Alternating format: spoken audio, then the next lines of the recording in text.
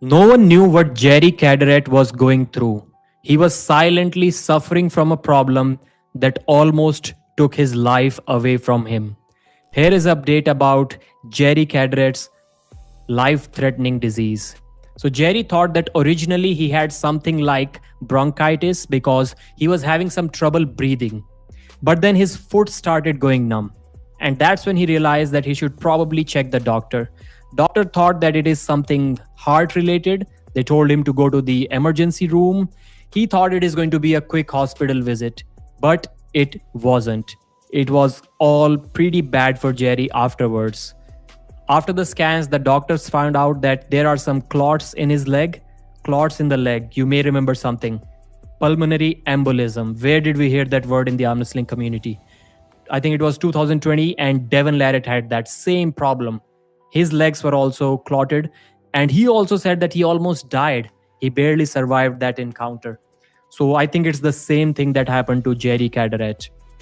So the clots were extremely serious. Jerry said that the clots had reached his heart, both lungs, and one side of the body, two others. So both sides. He was transferred to another hospital. He was placed in the ICU there and prepared for surgery. I mean, that's pretty sad. And the guy didn't talk about it at all with anyone.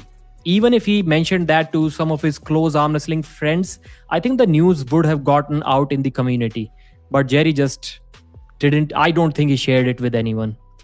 And then there was a surgery, and surgery was really dangerous. In fact, it was so bad that the doctors told him that your chances of survival after this surgery are merely 40%. I mean, it's like jumping out of an airplane and at least one parachute, not at least, let's say one parachute is non-functional out of the two and you have to take the risk. Would you jump, or would you wait for the fuel to run out of the plane and just let it crash? Because that was happening with Jerry.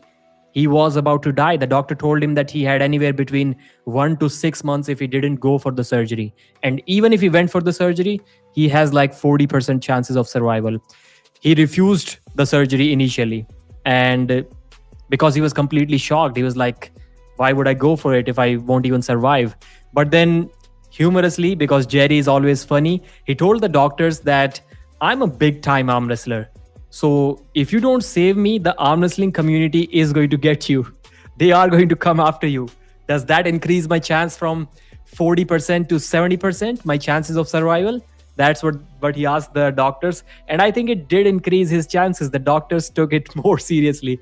I mean, it's their job. They were going to take it seriously anyways, but at least Jerry felt more confident going into that surgery room afterwards. So the recovery has been difficult for Jerry after that, but he's slowly improving every day. His leg still has clots.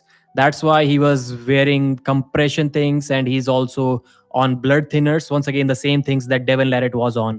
He was also on a lot of blood thinners.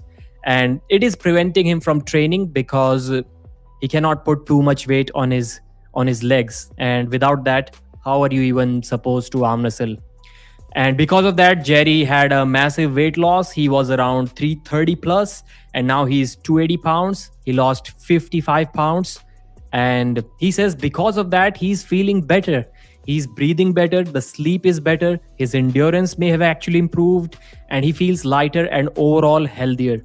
That's why he's not sure that even if he not even, obviously he's confident that he's going to get back into top shape.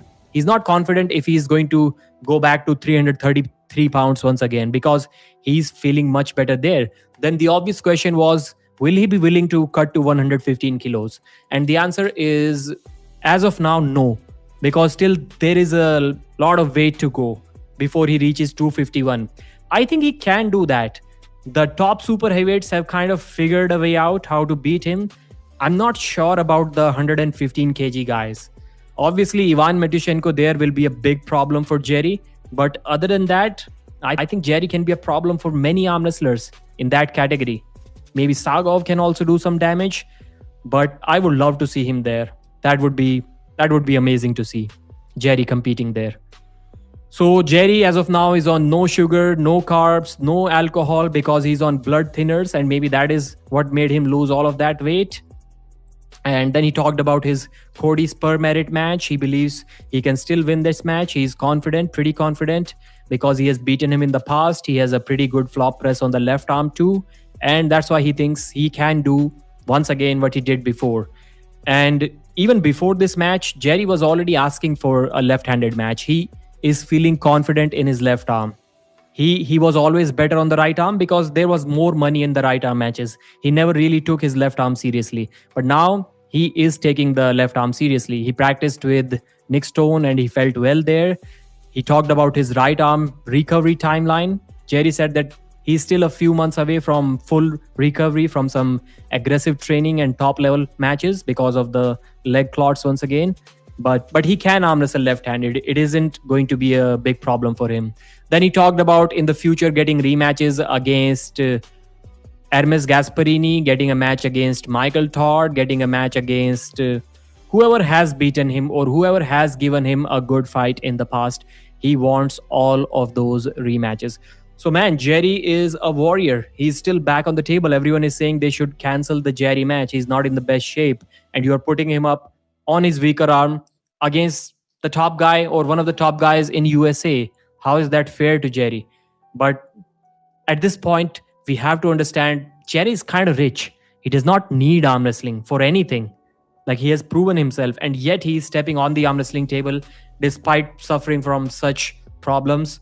We have to respect the guy for that. But maybe we also have to convince him to like ease a little bit.